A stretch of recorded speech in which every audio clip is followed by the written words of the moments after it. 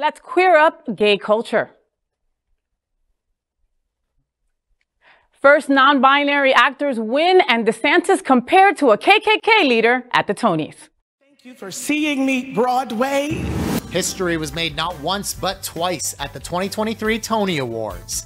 Yes, Alex Newell and J. Harrison Ghee became the first two openly non-binary performers to win. And the Tony goes to Alex Newell.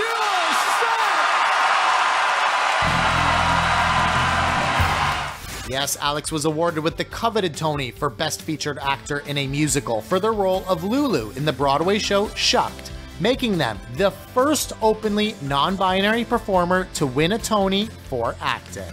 I have wanted this my entire life.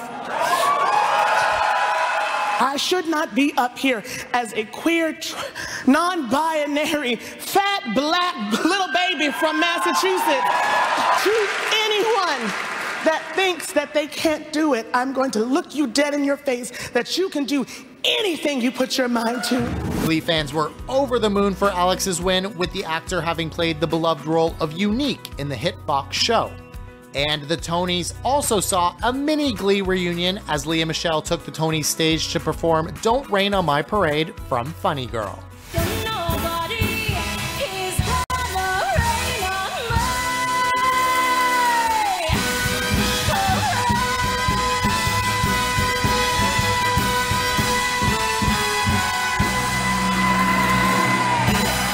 Meanwhile, J. Harrison Ghee became the first non-binary performer to win the Tony for Best Lead Actor in a Musical for their performance as Jerry/Daphne in Some Like It Hot.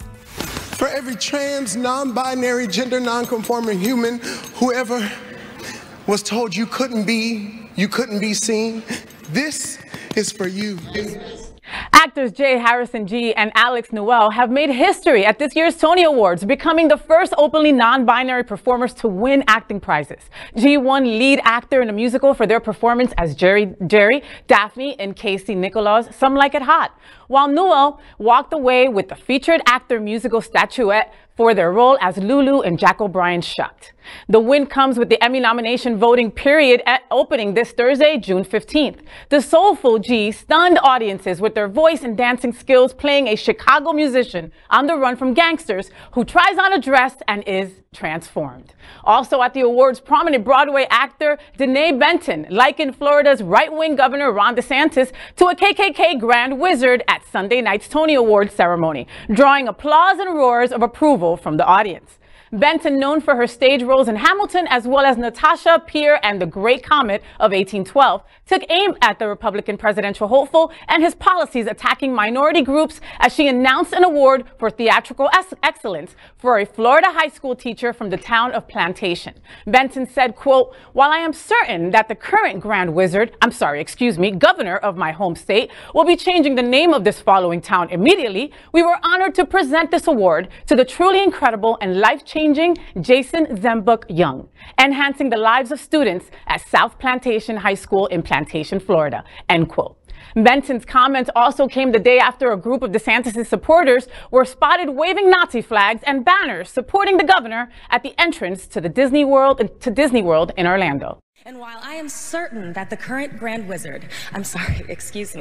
governor of my home state of Florida will be changing.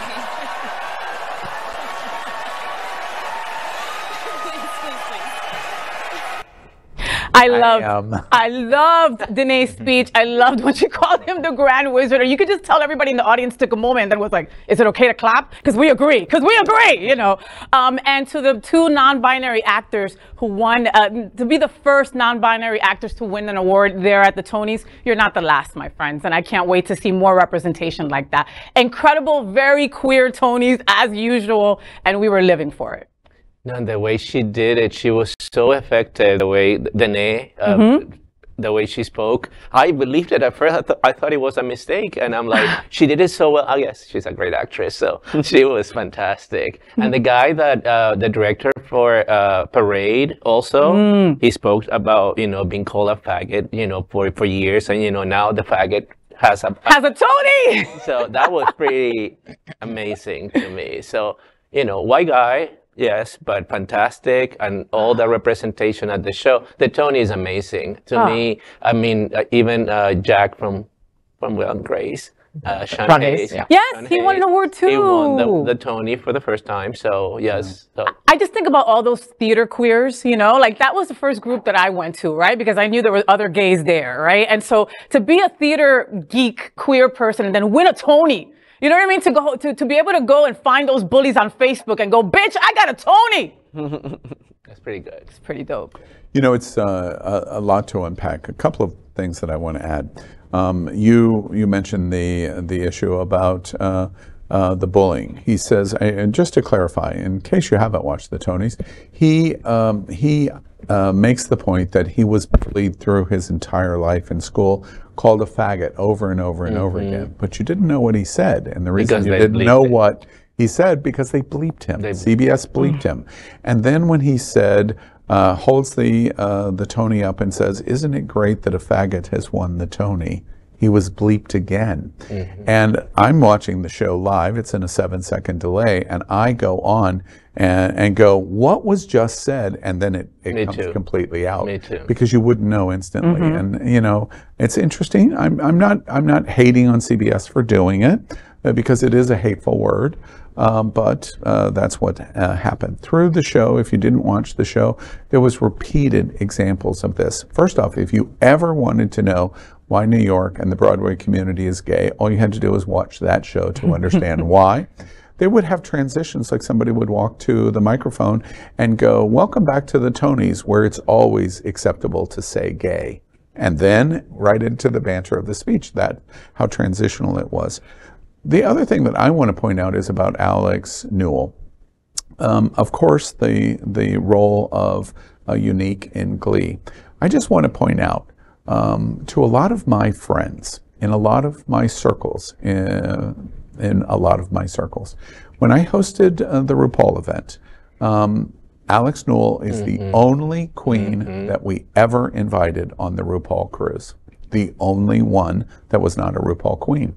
And it was because we loved her presentation as Unique, and was hated on by so many of the RuPaul queens because of her participation.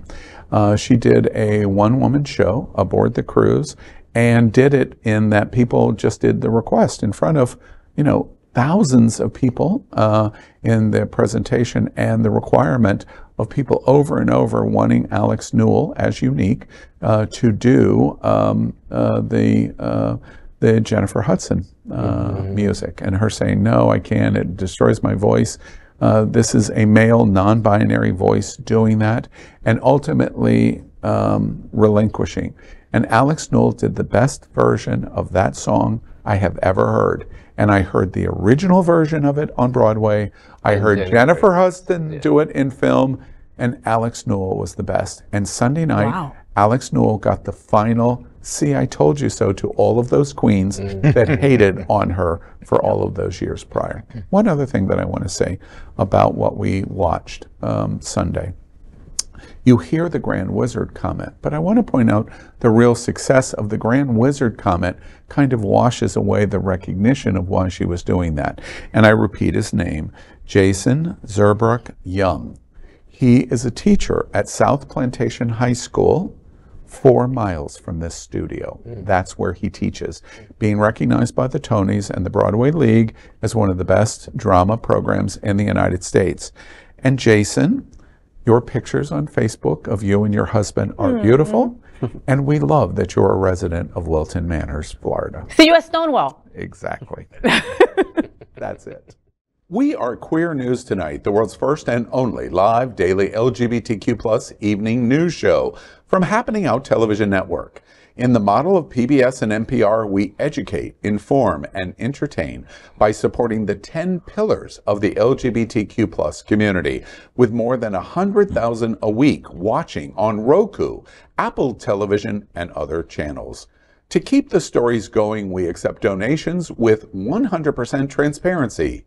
Stay updated and live authentically with Queer News Tonight.